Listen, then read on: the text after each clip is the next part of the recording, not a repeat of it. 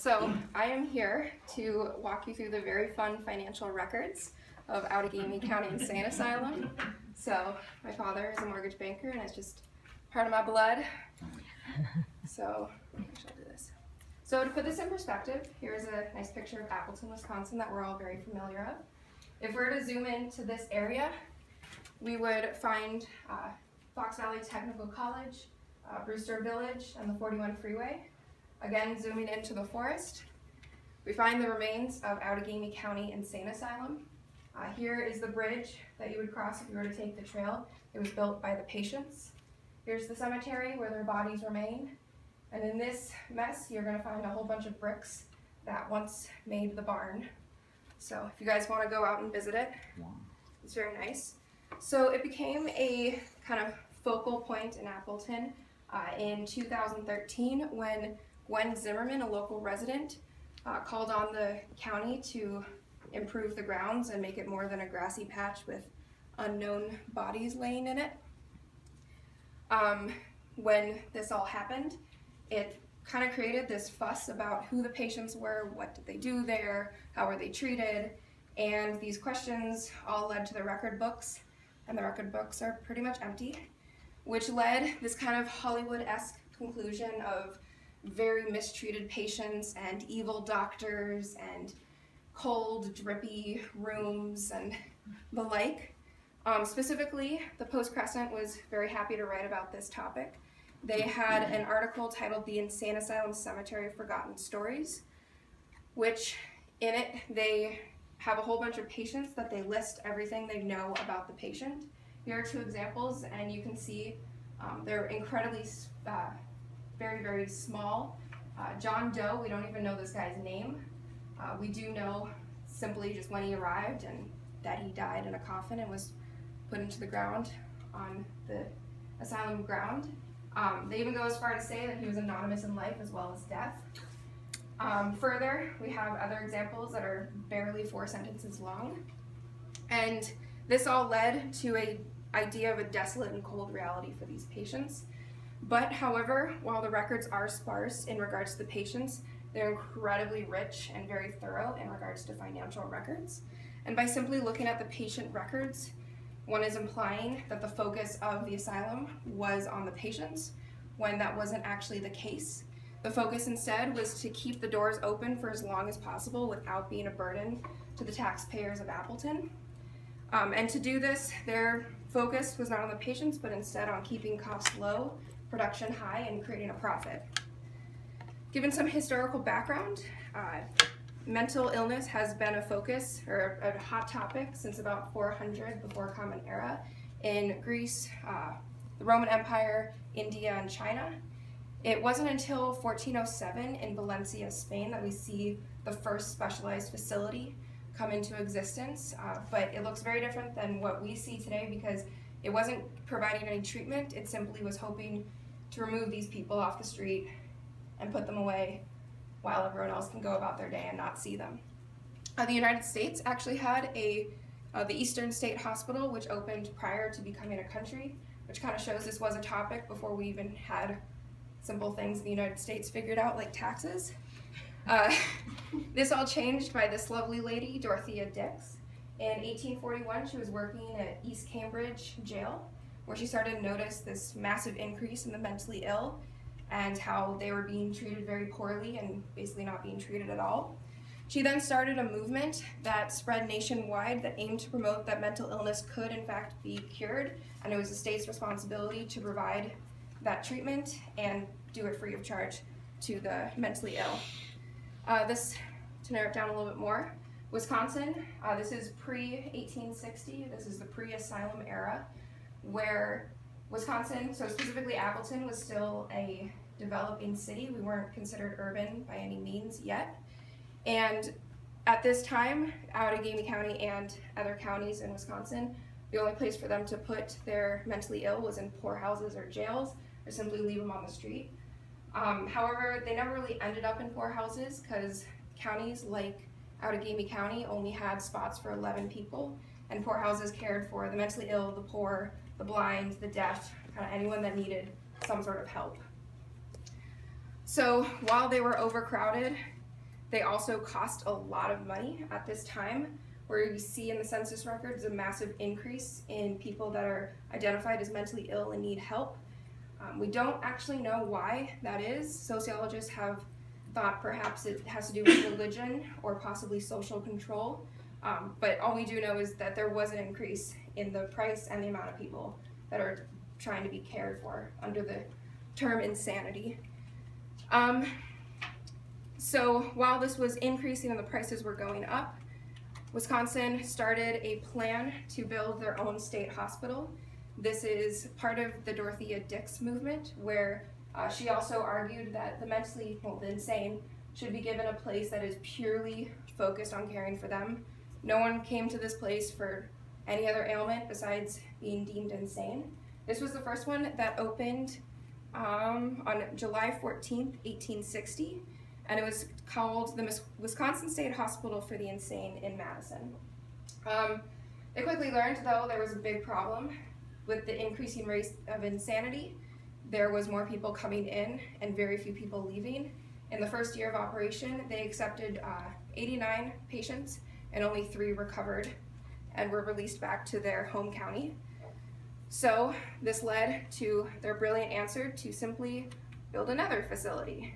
Very quickly, the same problem arose again. There was no one leaving, and they had to start sending people home to their home county. So this is the Northern Hospital in Winnebago. It also only treated the insane, and it was opened in 1873. So now, with the state treasurer paying for 2 very large and expensive facilities, the counties were also paying for the care of most of their insane that were sent home because they couldn't fit in these facilities. This led to, on March 30th, 1881, the Wisconsin legislature passed Chapter 233 of the Laws of 1881, more commonly known today as the County Institution Act. Before we dive into that, though, there has to be a little understanding of the beliefs at the time. Today, we look at the term mental illness to describe a whole host of things: schizophrenia, depression, PTSD, personality disorders. Back in the 19th and 20th century, insanity, as it was called, only had 2 possible things that it could be. It could be acute, which was someone who was recently diagnosed, hadn't shown symptoms for a long time, and they were seen as if they were able to get treatment fairly quickly, they could recover. On the other hand, if you did not receive treatment, you would develop chronic insanity, where there was no hope for you, sit in bed and read this book and live out the rest of your days. So the County Institution Act is important and kind of a prime focus in Wisconsin for 2 reasons. First of all, we were the only state in the United States to capitalize on this idea of 2 different types of insanity. In all other states, everyone was treated in state hospitals. Wisconsin separated it, where now the state hospitals were only treating the acute patients, and if someone was diagnosed with chronic insanity, they were sent home to the county to be the county's responsibility. That's the second part that's important about this law, that it was now the county was paying for most of these patients that had developed chronic insanity. So this put incredible pressure on the county to not upset the taxpayers too much with paying for these. And on top of that, the law actually required that they have to do something. They can't let these insane sit on the street. They have to put money into something. So the Outagamie County Insane Asylum opened in January of 1890. At that time, there was 19 asylums in the system. It was a 3-story building that was described as one of the most symmetrical buildings in the state. A very nice compliment. It cost about $80,000 to create, and the county was so incredibly proud of it, they put it on postcards that were then sent around the country to advertise their great new facility that would house their chronic insane. There was also a farm attached to it. This is another postcard that they had. This is a better picture to show. This was the main facility, and basically all this around here is the barn and farming land. And that cost about $16,000 to create and was a very large undertaking, and pretty much entirely was for the county to use. So this leads to the very important question of why such a small county that was one of the smaller and poorer counties in the state of Wisconsin to put $80,000 into county asylum. There's a couple main reasons. The first one are the laws. To break down the County Institution Act, and I'll summarize it, you don't have to listen to the whole thing. The Act is made up of 16 sections. 9 of them are specifically focused on financial matters, whether it be compensation or planning or making sure finances are okay, which kind of shows a financial focus of the law, not really the patient care focus of the law. Section 1 talks about how a county can come about to own their own county asylum. The biggest chunk of this section talks about how to be properly verified, which are just rules and regulations that the state board has to come and check up on and say, oh, you're doing everything proper, you can still be in operation. However, there is no record that ever happened at any of the county asylums. The only record we have of Section 1 ever being enforced is the last few lines mention that if you have an asylum, for every patient you have, for every week that they are there, you'll be compensated $1.50 from the state of Wisconsin. And that was the only part that the counties were adamant would happen, because now they can have some income while they're caring for the patients. Section 4 is really important because not only would they would be receiving $1.50 from the state, if they were to take in patients from other counties who did not have county asylums, they would receive another $1.50 from that county, and that county would cover the clothing costs of those patients.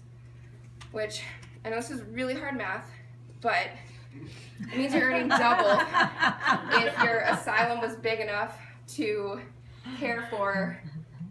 That's why Outagamie County, we only ever had about 40 people from our county that were every year deemed insane. However, we had a facility that could hold about 200 people, and that was simply because we wanted other people to send their insane to us. So, just warming up here. Prior to having a county asylum, we sent all of our mentally ill to Dodge County, and it cost about $2,000 a year, and that does not include clothing costs, which came to about $100. So lawmakers started to look around and said, there are 7 counties around us, and only 2 of them have asylums of their own, Fond du Lac and Brown County. And that means that Outagamie County could profit from all of these counties who need a place to send their mentally ill. In the first 9 months, Outagamie County received 87 patients from other counties. In the same year, they received about $3,000 for the care of these patients. This leads to 1898, the first year that Outagamie County is able to receive a profit simply off of this compensation.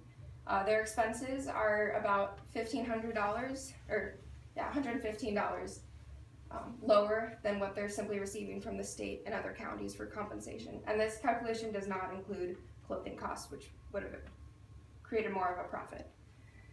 So this goes on to the labor that was done at the county asylum. It was believed during this time that if someone with chronic insanity experienced a lot of labor, about 8 hours it was estimated of pretty hard labor, they would actually improve in their condition. So they weren't trying to hurt them explicitly, they just did it. It ended up being that way. So there was a couple ways that they had people perform labor. The asylum consistently wrote about how they feared running out of tasks for the patients to perform. So they did not allow any modern equipment to be used. The patients had to clean the laundry by hand, cook everything by hand, which kind of obviously they don't want the machines because machines are expensive. They're expensive to the upkeep, and it's expensive to get modern water and electricity going towards these appliances. On top of that, that means that they don't have to hire staff. They estimated about 10 staff members. That includes the superintendent and matron and everyone in the asylum, and that's because all the labor was done by the patients. They simply needed people to keep records and make sure everything was okay and stuff like that. They had no doctor, no physician. They had one that would visit during flu season and stuff to make sure people weren't getting too sick. And So because of this, they were able to keep costs incredibly low and keep production high. This leads to the garden or the farm. In 1888, every asylum in operation had at least 10 acres dedicated to a farm, and this continued to grow. By the time Outagamie came around, they were all having farms that made them pretty much self-sufficient. The produce from this farm would be used in the asylum kitchen and in the patient's meals, but it would also be sold at local farmers markets and different things. They also had woodworking and various tasks that the inmates could do that were then actually sold to people around Appleton. So, to put this in perspective, in non-harvest months of November, December, and January, they spent an average of $221.87 a month simply on food stuff for the patient and the staff members. But in harvest months of June, July, and August, they only spent about $33 a month because they were able to use pretty much everything from the farm. For the months of August and September, they entirely lived off of the farm though. There was nothing being purchased for the kitchen or anything of that matter. On top of that, they are also selling these goods, which leads to 1905 when the Outagamie County was able to bring the county more than $20,000 in revenue. So not only were they not at all a tax burden to the taxpayers at all, they were actually helping the county by bringing money in that could be spent now on schools or hospitals or various things. Finally, turning back to the patient records, if one is to look at the patient records during the intake process, they had a sheet they had to fill out that asked name, reason for insanity, when the symptoms started to show, just like we do when we go to the doctor's office, just we don't ask when we went insane. And in these records, they're very, very sparse. One is lucky actually to find a name of a patient on there. Many times they're listed as John Doe or maybe initials or something not very clear. But they are incredibly clear and incredibly consistent with making sure that they have the occupation of the patient down. This is because they wanted to make sure that these patients were then put into jobs on the farm or around the asylum that fit what they knew how to do. So they didn't have to waste any time or money on training them, and since these people were pretty professional at what they did before they came in, it means that they are able to produce very fastly and be very efficient. So, in conclusion, at no point did the lawmakers or medical staff intentionally aim to harm or neglect the mentally ill that were stored at Outagamie County Insane Asylum. To conclude that simply would kind of neglect the fact that that was not their goal. They weren't there to provide care. They were simply there to have the doors open as long as possible without being a burden on the taxpayers, and failing to do so would cause the asylum closing and the mentally ill being put back on the streets or sent somewhere else to then be a burden on the taxpayers. Outagamie County Insane Asylum was here in Appleton until the mid-1950s, where it switched over to the Outagamie County Hospital and turned into a regular operating hospital with no free labor and treating people. That's all I have.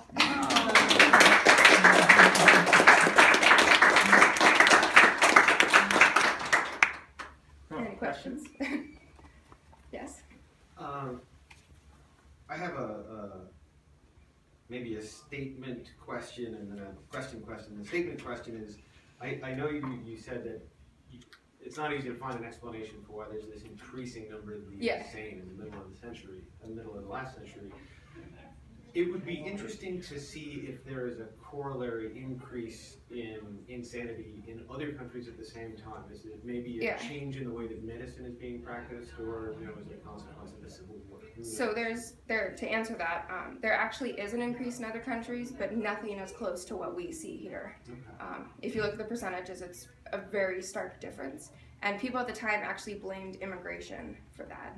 They were saying all these other countries, that's why their numbers are so low, because they're sending them all here. So, yeah. So my other question was about, did you see any examples of sort of asylum competition that other places are trying to Not essentially really compete with this to get the same kind of good? Yeah, I didn't really, because I didn't focus that much on other asylums, but I would imagine probably not, because Outagamie County was selling their things and doing stuff in Outagamie County when like Brown County Asylum was dealing with Brown County. They weren't really so I don't think there was really a market for competition but I don't know for sure. Yes. It seems like there's more interest in getting more people in there than curing the people. Yes. Is that true? Absolutely. There was actually a resolution by the Board of Trustees. I don't remember the year. It was kind of later on so remember, only the chronic were supposed to come to this asylum. They actually wrote to the Winnebago State Hospital saying, hey, can you send us some more? And saying, we want more. Their motivation, we don't know for sure, but there's a correlation between the more people they have working, the more they're producing and making money. And they want anyone to come. They're not necessarily saying, we want the chronic who we can help. So, yeah, there was a very big focus on trying to get people here. So there's a self-perpetuating quality to it, which actually runs through government generally. These two sides, where on the one hand you want to help people, and in this case hopefully cure people, but on the other side the human emotion towards self-perpetuation and self-promotion also takes over. Yeah, and the people who were on the Board of Trustees, which had the most control over what happened, they were all very kind of well-off businessmen. So I'm sure that they brought also that mindset to what was going on. Yeah. Was this model of financial self-sustainability part of the kind of Dorothea Dix reform philosophy, or was this something that emerged out of kind of the necessities of state and local government? It more emerged out of the necessities of state and local government too. The initial idea was this would be entirely funded by state, not the county institution, but state hospitals around the country. The idea was that the state would entirely pay for them, and they would sit there and focus on their goal. But as they started to realize how incredibly expensive it is, they started to kind of push for more to be produced and increase the profit that they were making. Was there any actual therapy or treatment that took place? There was very little. Most of it wasn't really to treat in the sense of get someone better, but if someone's having a terrible fit, we're going to throw them into a hot bath and steam the bad out of them. So it wasn't really treatment to make them better, but there was treatment going on, but not, I would say, what we would call is like advanced treatment for the time. The only time that we actually have we are the forefront leader of a movement towards different treatment is we are actually one of the first counties to perform a lobotomy. Yeah, so we don't know very much about the patient that underdid it or underwent the procedure, but yeah, so as you can tell, when lobotomies came around, there was kind of a shift in the idea of there actually might be hope for the chronic. In the early period, they were there to sit and not be a burden. Yeah. You mentioned early on the capacity was about 200. Was it consistently filled throughout its history? And most of the time. Did people try to escape? Yeah. So there's actually for escape. There's two cool stories. We have a report from the train. There's a train that goes right behind the asylum, or right behind the farm that surrounded it, and there was a report from the train company asking the superintendent to have more control over his patients, because when the train would come by, they'd all go running at the train, and some people have thought that probably to get on the train and try to get out, but other than that, we do have a couple. They prided themselves on having an open door system, which meant a patient could come in and out whenever they wanted to, but we see no evidence that that was actually performed. Instead, we do have a couple. We don't know anything really about it. Just in the records, they would tally up how many escapes every year, and it was normally maybe one or two. Most years there weren't that many. So yeah, there were escapes, and also on top of that, they did really try to have capacity, if not more than capacity, all the time. And we do have some records of patients not even having beds at certain points because they went over capacity. So if you go on Post Crescent and look up their articles about the Outagamie County Insane Asylum, they have a whole bunch of pictures, and they actually have a picture of how the beds were lined up, and you basically have to climb over one bed to get to the next. Yeah. I think there's some questions over here. Mention the exhibit. Oh yes, if you go to the exhibit also, they have all those pictures and fun stuff to look at. That's actually where I started my research. Tori contributed a buttload of research to that exhibit, and she's not going to say it, but she did. History Museum at the Castle, the exhibit is called Asylum, and it has people who were incarcerated, actors playing the parts, of course, on a wireless that you can go around and look at all the parts of the exhibit, and you can hear people talking about what it was like to be a patient and to also be an employee at the exhibit. Yeah. So, did you have a question? Sorry, you can keep going. no, so you're great. But anyway. Yeah, this is something that's sort of gotten at in previous questions, but is a little bit of a clarification for me. So does it seem like the Outagamie County Asylum was it actively trying to be sort of ahead of its time as far as treatment goes, or was there like public pressure that forced them into action? So at the very beginning, it was public pressure. They were putting a lot of money into Dodge County. There was also, people were not happy with how the poorhouse was being operated. A lot of reports came out during that time, kind of describing how terrible it was in there. People were left naked in winter conditions because they were simply just providing a shelter for these people to live in. So there was public pressure for it to start. But as soon as it started, we start to see that they're trying to be ahead of their time. Actually, we are one of the first asylums to switch into a regular hospital. We were actually the forefront of that movement of going away from the asylum care system. So, yeah. When was that? 1950s. I think it was like 1954-ish. Yeah. So this question is slightly unrelated, but I think you might be able to answer it. In an earlier picture that you showed of, I think the asylum in Madison, maybe? Yeah. I can't help but notice the similarity. There you go. Yeah. The cupolas to like the building we're in right now.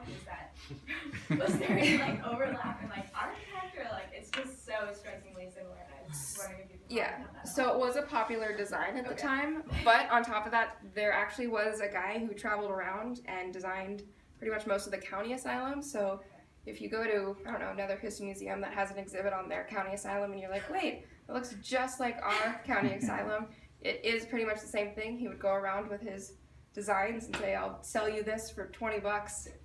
And it was just a cheap way to, not have to hire a designer or anything. So yeah, you'll see a lot of similarities between these buildings. Yeah. Any other questions? Now, can you, you mentioned at the very beginning that you can actually walk around the trail, and you'll see the cemetery. Yeah. I assume there's no, there are no remnants of the building itself, it's just. Not the building, so the building has turned, the building here, if you look at, the building was kind of sitting right here. Right. And then the farm was all around it. We do have remnants of the barn. But the building has been completely torn down because it was, so when it changed the hospital, they completely redid it. So that got rid of that building, and then the hospital was destroyed when Brewster Village came into existence. So that's the parking lot of Brewster Village. Yeah, Okay. and then they have a little garden for their patients out here. Oh, okay. Yeah. And the tech is to the north? This is their agriculture center. Okay. And they have their truck driving track is this thing. Oh, okay. Yeah, so it's right there. Just kind of squeezed right in there. And Yeah. when this was developed, there was nothing out there. They were Right. pushing people off to the side. Isn't the History Museum is scheduling a walk, Monica, Yeah. is that correct? They're scheduling a walk through the grounds Yeah. at some point. If you go to the History Museum website, you can sign up for that. Yeah, and they have like a guide who will show you it Yeah. all. Yeah, Cool. it's pretty interesting. In the cemetery, it looked like there were no headstones, it's just, Yeah. you know that's where the body is. They now have, they have like a grid that's laid out, so you can, find like this person was buried on this side 1 and this side A. But yeah, there's no headstones. The History Museum has the last one that was removed, and if you go and see it, we were there. It's it doesn't look like a headstone. It was literally just a rock to mark where a body was. Yeah, and most of the headstones, pretty much all of them, didn't have anything on it besides a number.